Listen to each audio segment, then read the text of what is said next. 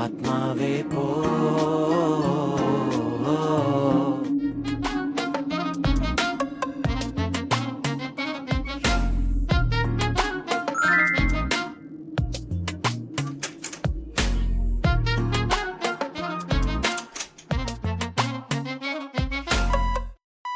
അയ്യോ കഷ്ടം. ഇങ്ങനെ കുഴലും വെച്ച് ഇവിടെ കിടന്നാ മതിയോ? എത്ര ദിവസമായി? 2 ദിവസം. എന്നിട്ട് ഇതുവരെ പോയില്ലേ? ഓ ഇല്ല, അമേരിക്കയിൽ നിന്ന് മോമലാനുണ്ട്, അതുകൊണ്ട് എന്നെ ഇവിടെ ഇട്ടേക്കുക. തന്നല്ലേ? എന്തായാലും സീനിയോറിറ്റി എനിക്കാ.